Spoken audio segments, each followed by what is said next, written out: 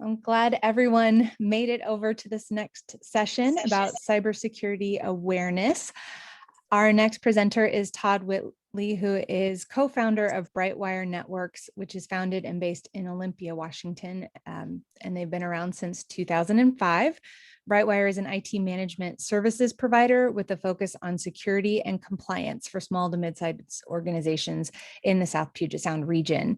He spent the last 20 years in the information technology field, but had previously founded startup businesses in the retail specialty coffee industry, which he and his wife Cynthia ran for about 10 years. His presentation today will address some of the most common cybersecurity threats that we all face, but more importantly, he'll provide some relatively simple guidelines to minimize IT security risks in your organization.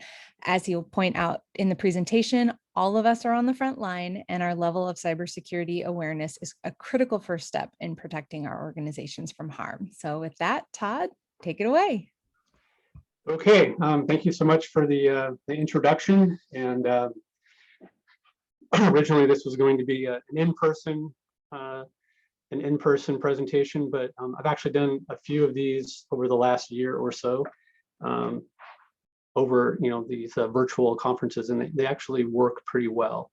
So as Kimberly stated, BrightWire is an IT services company. We actually do some support for WCIF with their compliance, helping them meet the recommendations from some of their security audits and so forth. So they've always had a strong stance about security, even before we had started working with them a few years ago, which is a good thing. It makes things much easier, and that's been more and more a focus of our company over the past several years, as cybersecurity issues, as most of you are probably aware, are making headline news just about every week. And so I want to go through this presentation. It's typically an hour-long presentation, so may have to go a little bit faster than normal. I'm available to ask questions after the event, either today or sometime in the future. I'll have my contact information. So I will go through the agenda real quick. So one of the key misnomers is that people don't seem to understand that everyone is a target. It's not just large corporations. It's not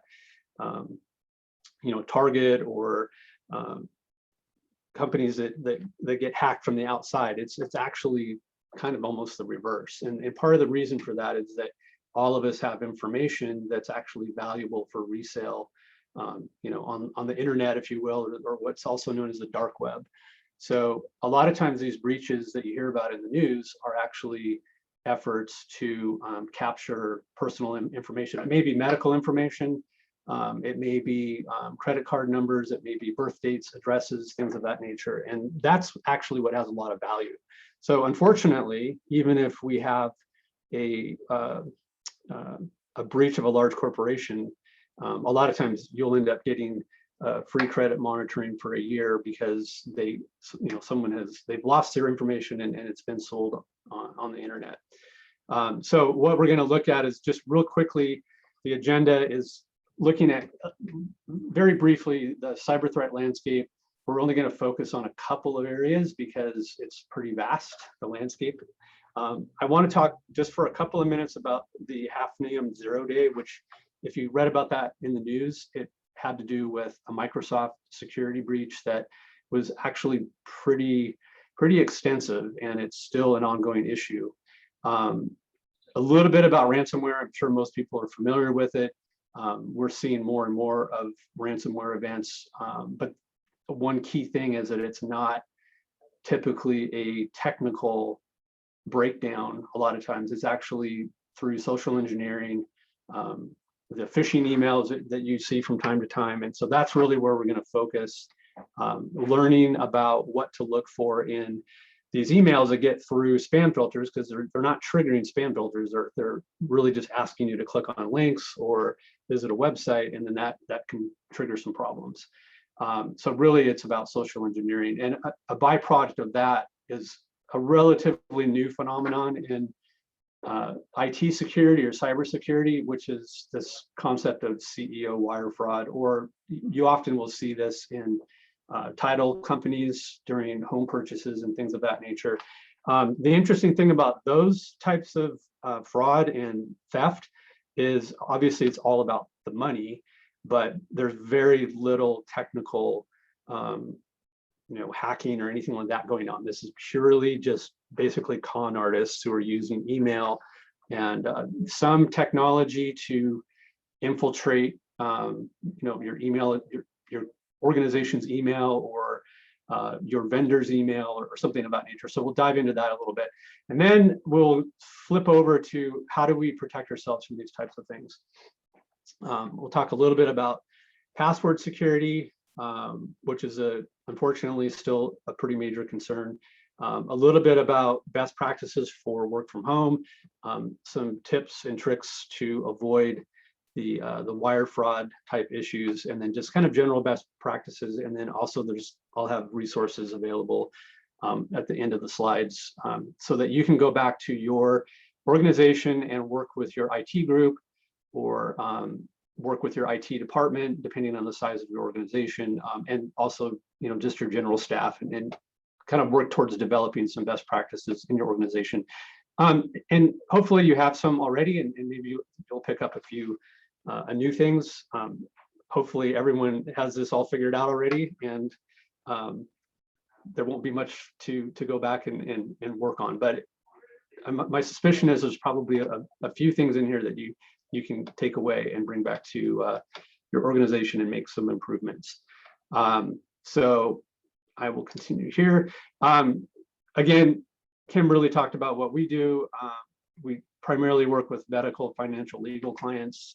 We're involved in our industry in the CompTIA ISAL, which is a information sharing branch of a IT industry focus group. And then also we're active with InfraGard, which is a FBI run civilian partnership that works to protect basically 16 areas of national infrastructure, of which information security is one of those 16, but it covers everything: transportation, logistics, IT, and that's also an information sharing, and we get a lot of information about things that are happening, how to respond, things of that nature.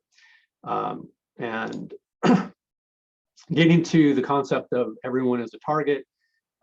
Obviously, many of the folks here in this conference are in the medical space. The phishing scams, which is really just email-based trickery, if you will, really account for 80% of what we see in terms of breaches, or some sort of what we would consider a hack or an infiltration. And you can see that 94% of malware is actually through email. And part of that is because the technologies that are deployed to protect against someone brute forcing their way in through a firewall or something like that, those are actually very difficult to defeat if they're configured properly. What, unfortunately, the easier target is the person who's working day to day trying to get their job done, and they're obviously everyone uses email, and the email is crafted in a way that looks potentially legitimate, and it really just takes a million emails sent, and they get 2 or 3 of them clicked on, and that's pretty much it. We also have seen in 2020 a bit of a slowdown in ransomware, PHI data breaches in the early part of 2020. Most believe that is because of the migration to work from home environments and the COVID-19, but really we started seeing a pretty significant uptick in ransomware events that are targeting the medical space. So overall, there was about a 58% increase in these types of breaches in 2020. Those are the things you read about in the news, and have to do with HIPAA compliance and things of that nature. And ultimately, a lot of this data, even the medical records, it's kind of an ironic twist, but because medical records are protected and there's a lot of effort to keeping them from being out in the open, if you will, that it makes them more valuable. They actually have a dollar figure value for criminals, and essentially it has enough information in medical record identity theft operations. So that's really what we're ultimately, that's how we're all targets for this, is the information about us. It's happened to me. I had a notification that from the IRS actually, that we couldn't file our tax return one year because it had already been filed. And it turned out that our information was released through a database that had been infiltrated. And that was a real common thing a few years ago. And now what we have to do is provide a PIN number in order to even file our taxes. So you almost have to assume that your social security number is out there, and act accordingly and put in some defensive credit card monitoring, things of that nature. Just do it on yourself. Do it on your own. Don't wait for the free offer to come through the mail when some large corporation has been breached, like the Equifax was one of those situations where hundreds of millions of people's identity was released, and there's not really anything you can do about that except take a defensive posture. And that's what this presentation is focused on. So the cyber threat landscape. This is an old map I found that looks a little bit about Lord of the Rings, but on the left hand, you have all of these different types of attack methodologies. You notice that social engineering is the one that we're going to talk about today. The attackers are organized crime. They can be inside employees. There can be, just political, what we call hacktivism. And really what we're talking about mostly here today is essentially organized crime and social engineering. That is who is targeting all of us with these spam emails or these phishing emails.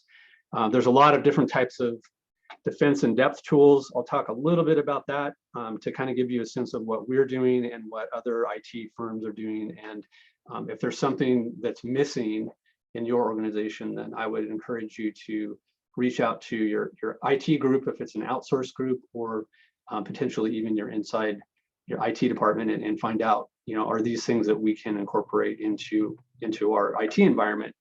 And then the targets are, of course, corporations and people like you and me and small business and IT infrastructure. So I wanted to talk really quickly about this Hafnium 0 day. It's not directly related to anything that we can protect ourselves against, but in early March, Microsoft made an announcement that there was a previously unknown vulnerability in their what they call on-premise email exchange servers. So that's not Office 365, but there were over 300,000, as many as 400,000 servers that had this vulnerability. And what happens when there's a previously unknown vulnerability? Well, this had already been exploited by a hacking group called Hafnium, which many believe is related to Chinese military espionage efforts and things of that nature. So the point is there's really not a whole lot we can do about that except try to clean up the mess after the fact. So Microsoft spent the month of March releasing Exchange Server patch updates. IT groups all over the world were scrambling to get these patches deployed. The problem is, if the Exchange email server had already been compromised, the patch doesn't fix the problem. So then you had to look for evidence of that there had been some kind of a breach. And now in mid-April, the last reports I've been reading is that there's still 8 or 10% of those servers are actually still unpatched, which means there's somewhere around 30,000 servers out there in the wild, if you will, that have this vulnerability. And now there are more and more groups that are taking advantage of this, and we're starting to see actual ransomware crop up because this vulnerability allowed someone to basically just walk in the door. All the locks and keys were essentially broken. Now, again, that's not anything that you and I can do, but it underscores the importance of doing our best to have good security practices in our own organizations and even in our own personal lives, because these servers that have been compromised are email servers, which means they're in cities, medical offices. I mean, just every possible vertical industry you can imagine has these email servers that have been compromised, and there's no way to know what type of information has been exfiltrated. Is what it is. It's basically loaded off of the server, and it's now on the open market for sale to the highest bidder. So it's not a good situation. But I wanted to point that out, that these are the types of things that if you have good defensive posture in your organization, this will help mitigate some of that risk once this information is released. Ransomware itself, it's a pretty simple concept. If someone is able to get in and compromise the system, they basically lock it with encryption, and in order to unlock it, you have to send them money. It's become a multi-billion-dollar yearly financial opportunity for criminal organizations, and let's be honest, that's what they are. This is really nothing more than old-fashioned extortion efforts. In the medical space, they're starting to ransom the actual medical records and getting more and more savvy about what the value of those medical records are versus the fines that might be levied if there was a breach and things of that nature. So they're getting smarter about this. They know what they're doing. The important thing about this to realize is that the vast majority of these ransomware breaches are because of phishing email. So again, it's not typically a Hafnium Chinese espionage group that manages to hack into 300,000 servers at the same time because of an unknown vulnerability. It's the day-to-day opening up of an email with an attachment or a link that goes to a location that actually will allow that malware, if you will, to get into the network and start doing its work. So Kevin Mitnick was a fairly well-known person that was described as a hacker in the 90s. He infiltrated a number of corporate systems and ultimately was convicted of wire fraud and spent, I think, 5 years in prison for his efforts. But he himself pointed out that he didn't often use technology tools to get into these systems. He really often just picked up the phone, posed as somebody that had authority, and essentially conned people into giving up information, which could be anything from passwords to information that he might need to get into these systems, looking for information that wasn't configured properly, just all kinds of things like that. And he ended up in prison, but now he's now out as what we call a white hat consultant, and he's helping other organizations to develop better methodologies to prevent getting tricked into doing things. So that's kind of what we're going to move into now, is social engineering, and specifically social engineering with email. So there's a little bit of a chart coming up here that's got quite a bit of information, but really, so this is an example of the type of email crafting that you will see from a phishing type email. So these are the things you should be looking for when you receive an email. And I have a couple of examples, real life examples, and some things that have happened to me recently too that were kind of interesting. The main thing is if you don't recognize the sender's email address, it looks familiar, or a lot of times what they do is they will, you'll notice the URL, the Bank of America, that's actually FARN, not FAM. So these are the types of techniques that they will do. They'll create what we call organizational domains that look similar. So instead of Microsoft, it might be micro-soft or something of that nature. That's not really a Microsoft address. You really want to look to see, well, like for instance, Microsoft support, right? That is not a Microsoft address. If you have an unexpected or unusual email, you don't have a business relationship with someone, you don't know that person personally. These are all kind of red flags that the email may not be legitimate. And it's always better to not click on these types of emails.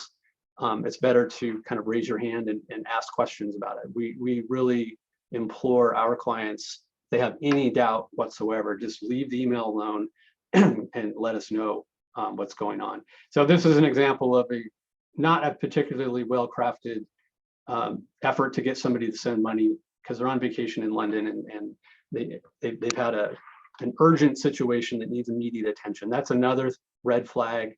Anytime you receive an email that it's urgent and they can't call you and you just need to take care of it online and there's an attachment involved, that's oftentimes going to be an issue. The other thing too is look at the dates. If you're receiving an email at 3 o'clock in the morning from a person, I can understand if it were an automated email from Amazon, and I have an example of that. But if you are looking at an email that looks like it came from a person at 3 o'clock in the morning, that's probably not a legitimate email. The big thing is attachments. I received an email from a former client who had moved on to another organization, and this was really only about 3 weeks ago. And it was an email that came from his email address, and I double checked it, and it was his email address. It had an attachment of a PDF, and it had a message that it was some sort of budget funding for 2020, and it just didn't seem right. And I thought, his email has been actually compromised. Like somebody has figured out his username and password somehow and is actually in his email, sending email to people. And so I called him up, and sure enough, he said, yep, my username and password had been compromised, and just ignore that email. I'm sorry for the inconvenience, and delete it. And hopefully nobody clicked on that link, because it's almost certain that there was some sort of malware embedded in that PDF file. One thing is, the only email that you can open attachment without worry would be just an old-fashioned text attachment. Anything else could potentially have some sort of a payload on it. And if it's an Excel spreadsheet, if you don't recognize who that's coming from, there's things built into Outlook browsers and other browsers these days that will not open up, that they'll block the programmatic side of the attachment until you actually click it open. And there's phishing attempts that try to trick you into turning off that feature as well, and that's also not a good thing. The last thing is the content. It's really, is there spelling errors, bad grammar? They're getting better and better at this, but there's still, I have not seen very many phishing emails that are just so good that I think it's legitimate. There's always something, and the key thing is just slow down and think about it, and don't do anything that has some sort of sense of urgency that you can't contact somebody. That I'll get into that next with the CEO wire fraud. There's really two types of this. One of them is the idea of what we talked about just briefly, is the spoofed email that looks like it's coming from your CEO or your CFO, looking for some sort of a critical wire transfer. Hey, we have a new vendor and they need $3,800 wired to them, by end of day today, and I'm at the beach, and I'm, my phone's not working, and so you can't call me, but go ahead and just send the banking information to this email, and they'll take care of it. I mean, if you don't have a program in place to allow your staff to raise their hand and really question that type of communication, then that's definitely something I would recommend. It's one of those things that a lot of this wire fraud can be avoided if people just have a policy in place to verify through some non-technology methodology. In other words, pick up the phone and actually talk to the CEO, or have two signers for sending wire transfers, have some your bank, have your bank have wire transfer limits and requirements and phone calls and things of that nature. Unfortunately, once money is wire transferred out of your organization, it's very difficult to recover. There was a case, and I read for this in 2018 in a county in North Carolina. A fake vendor was sending emails, and at the last minute, they said, "Hey, our wire transfer instructions are changed," and the person went ahead and sent the email or sent the wire transfer, and it was, I think, about $2 million lost in that case. In 2019, we were actually involved in a school district in Washington State. It wasn't our client, but they were working with one of our clients, and that was a situation in which the same type of thing happened. And in that case, it was close to $5 million in a last-minute wire transfer. Instructions change. So those are the types of things that should be huge red flags. If you're suddenly getting a wire transfer request, 3 hours before you're supposed to send it, and it says something has changed, that absolutely needs to be verified within your organization, or contact the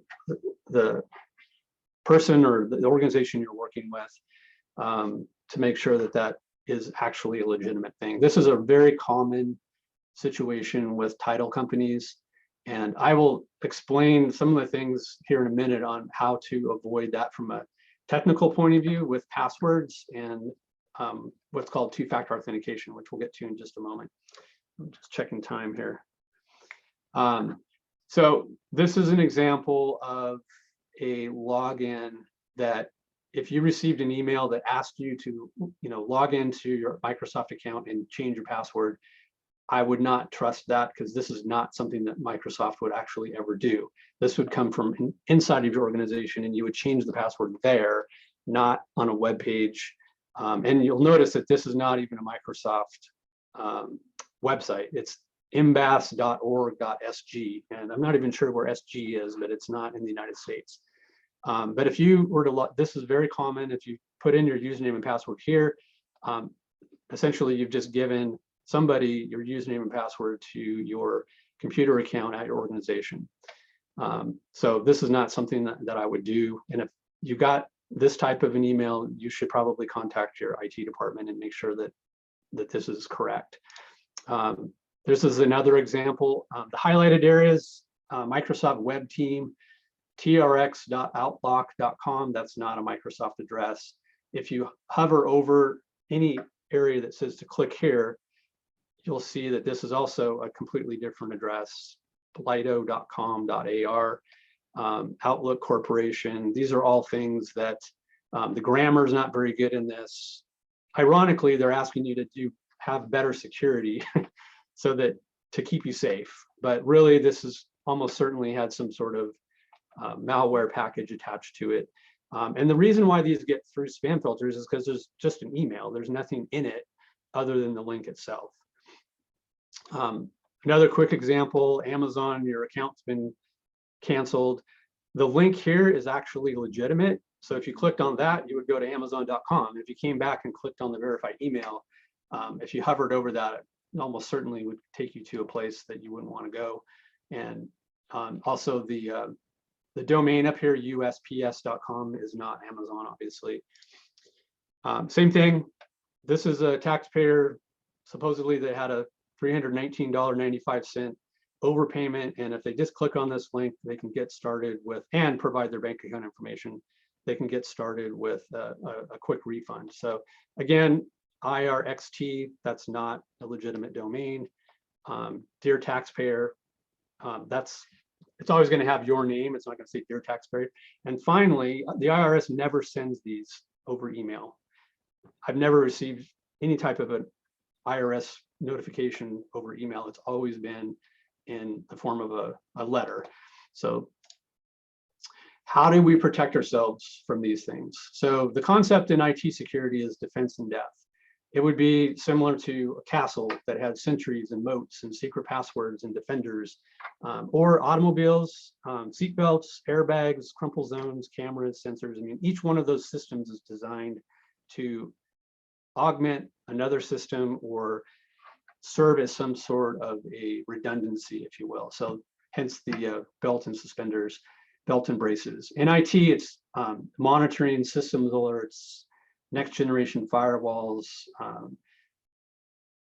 anti-malware software, passwords, and your IT group, basically, which is working around the clock to protect your organization. This is a quick overview of what we employ in our organization, and this is part of our defense in depth here. So the blue area is antivirus that reports to the firewall. There's intrusion prevention, so it's looking for someone banging on the door trying to get through the firewall. Regular security patching, and having a method to quickly deploy security patches when there is a zero-day vulnerability, which are actually pretty rare. But we were scrambling to get security patching rolled out. We still have a handful of clients that are on the old Exchange servers, and they're not out of support, they're just not Office 365. And so we had to make sure that these brand new available patches were rolled out. So your IT group is going to have some sort of an automated, centrally managed system to take care of this type of thing. Some of the newer technologies are ransomware prevention, and this is a technology that will actually detect a ransomware event in progress. It'll recognize the files being changed to an encrypted file, and it will lock that system out of the network. It will stop the encryption process, and it will actually roll that computer. If it's your computer and you accidentally clicked on a link, we'll actually roll that computer back to a known good state, and it will send a bunch of red alerts and alarms to the IT group, and they can get involved. The web filtering is when you do click on a link. If you have web filtering configured and built in, it will prevent you from going to known hacker sites, and this is all real-time type information that's maintained by security vendors that we work with.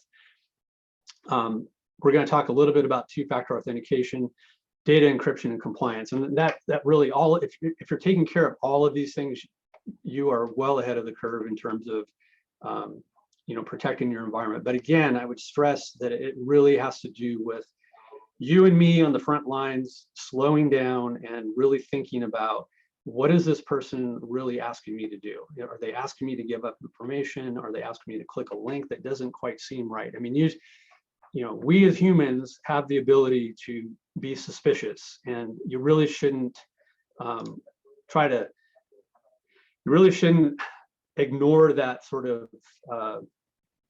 that gut feeling that you have. Real quick about work from home security. A lot of us are working from home. I'm in the office today, but I've been working from home for the past year now, I guess. And we had to do a quick rollout for a lot of our clients. The key thing here is a home computer used to access company or organization resources is really not a good idea, because there's really no management of that computer by your IT group. So the best practice is to use a company issued device, laptop, or a PC that's been issued to you and set up at your home network. The challenge is that if more and more people are working from home, it's what we call a distributed network. It makes it more difficult in some ways to secure that unless you have a well planned out sort of centrally managed system that can talk to all of these devices that are out there. So obviously VPN security is a way to get into your work network in a secure fashion. Avoiding public Wi-Fi is a common issue, but I would also say avoid your home Wi-Fi. You want to have your office ideally just isolated from your home network if possible. And best practice, of course, would be a separate locked office. I don't know if everyone has that capability, but the gentleman on the left here has his cat and his cup of coffee and all of his medical documents splayed out on the kitchen floor working on his laptop. Hopefully we're not working out of the kitchen, because it's not a very productive work environment, and it's also not a very secure work environment.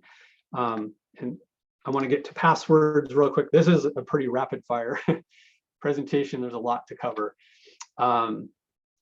So passwords fundamentally are insecure. They always have been, they always will be.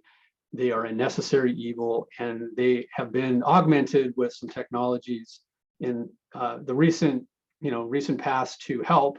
But unfortunately, we humans cannot remember 130 passwords, which is the average number of passwords that people have to keep track of in their lives these days. So they use the same password over and over again, or they use the same password with the same login. Problem with that is if that password and login ever gets compromised anywhere on the internet, it's basically burned.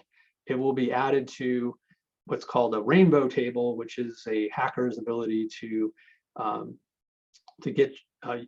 try that password everywhere. So if your Yahoo password gets compromised, it could end up also being your Gmail password, and that could be a problem. So you do need to use strong passwords, but you really can't do it without a password manager, which I think somebody asked this question, but basically I use RoboForm. There's several other ones. LastPass is one. This basically gives you the ability to, click on the button, generate new, and you get a 16-character strong password that has all of these special characters, and you can adjust this. Unfortunately, this too is not a perfect system, but basically it's much better than using a weak password on a website, basically. And the nice thing about this is we'll actually auto log you into the website, so you don't have to even type the password. It will just put the password into the username and password field most of the time. Sometimes it has a little bit of problem. Now, even a strong password, unfortunately, is not enough.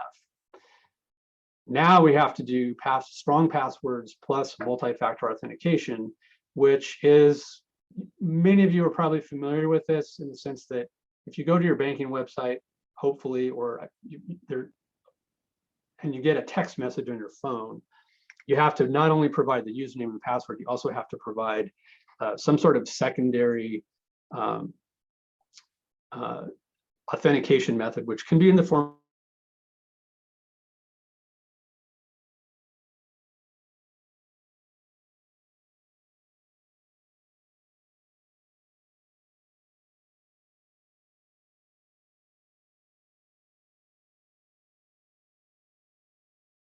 now is the best overall security that will eliminate a ton of problems related to weak passwords and even strong passwords without multi-factor authentication. So this is the number one thing that we've been doing. It's very important even on Office 365 because that will eliminate compromises. If your password gets compromised and somebody gets it, they still have to have the text message on your phone or the secondary form of authentication, and that will also trigger you that there's a problem.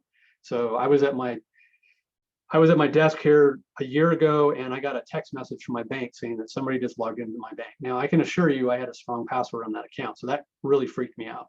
So I called the bank, and they said, "Yep, somebody logged in with your account." And so my conclusion was that the bank itself got hacked, and the only reason they didn't have access to my bank account was because I had configured some sort of a secondary authentication with them. So I'm no longer banking with that bank, by the way. But if you don't have that set up with your personal bank, I would strongly encourage you to do that and set up two-factor authentication everywhere you can.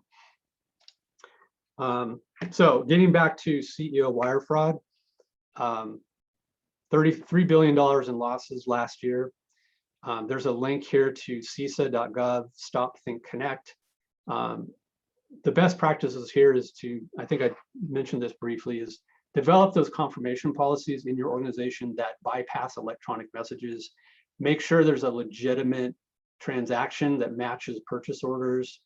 Don't respond to any last minute wire change requests. Consider imposing two-signer policies on banks for wire transfers. And then this is a footer from one of our clients that happens to be in the title businesses. They're constantly warning people, we do not accept or request changes to wiring instructions because they're always called to verify. So I think we're getting low on time. Best practices review, avoid links in email. Please be suspicious. If your spidey sense goes off or you feel that something isn't quite right, it probably isn't. And it's much better to confirm or just leave the email alone. Don't click on the links. Employ strong passwords with MFA. Password managers, really look into two-factor authentication. Have some sort of a password policy in your organization so that passwords gets changed. I mean, that's not super critical if you're doing all the other things, but when people leave your organization, they shouldn't have access or even know what their password was before. Learn to recognize CEO fraud. The key thing here is develop a security awareness culture. I mean, really work with your IT group, work with your IT department, work with your staff and your employees to really encourage them to think about, the resources that we have are really powerful, but they also, they can be compromised. And I think I am covered that. Oh, and set up text alerts for any sort of strange activity with your bank too, like set limits and things of that nature.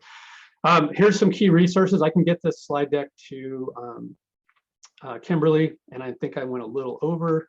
Maybe I'm right on time. Health IT security is a really good resource if you're in the health IT space. It gives you a lot of good information about best practices. There's a lot of gloom and doom as well, because it reports a lot of the breaches and the fines and all those types of things. Stay Safe Online is another good resource. Just even Google cybersecurity awareness, and there's a lot of resources available. And I'm available for questions after the event. I think we're right on time, pretty close. Yeah, we are. Todd, thank you so much. I know a lot of us are working with IT every day, but aren't necessarily in the IT department. And so it's really great to get all of this good information and just be reminded that we need to stop and we need to think, and that as organizations, we need to have those policies and procedures in place to help remind everyone. And it's a lot. It's not like, again, it's people getting tricked into clicking on emails. That is the number one thing. The passwords and those are problems as well. But if you are working with an outsourced group like WCIF is, we try to stay in close contact with them for any changes. We have a ticketing system they call in. If you have an outsourced group yourself, it's incumbent upon them and you, for that matter, to really have an open line of communication on a regular basis that they're taking care of these types of things. And a lot of them are, but if you're not, you yourself aren't aware of it, it's pretty important to know what they're doing to protect you. And same with an IT department. If it's an internal IT department, then they really should be involved in helping develop the policies that will help keep the organization itself safe. Because what we want is a stable, non-disruptive place of work, and IT should be a complete afterthought. Like, it just works, and you don't have to worry about it. And that if something does happen, there's somebody there that knows what's going on that can recover. I didn't talk about backups at all, but obviously backups are important. That's the last fail-safe is your backup. You don't ever want to go to backups to recover. You want to prevent this stuff from happening in the first place. Yeah. So sorry it was a rapid fire tour. So. It was, but it was great. Thank you again, Todd. And I know for our organization, as we get into IT things, and occasionally those strange emails do come across our desks. And just as far as creating a culture of IT security and good email practices, there are a lot of times where it does create some momentum and energy with people stopping and thinking, when if you see something weird, you call it out to others, and it does help to create that culture. So yeah, thank you again so much. Again, everyone, we will get Todd's presentation And you'll notice there's that blinking recording light. We are recording our sessions today, so we will have them available later. We'll send you more information about how to access those. With that, we're going to go ahead and break for lunch. Just a reminder for those of you who are purchasing lunch for the loyalty program that you do need to keep a copy of the itemized receipt, and you do have a $30 budget, and we aren't able to do per diem, but you do have that $30 budget. Exhibitor break will begin at 12:45 p.m. today and run for half an hour.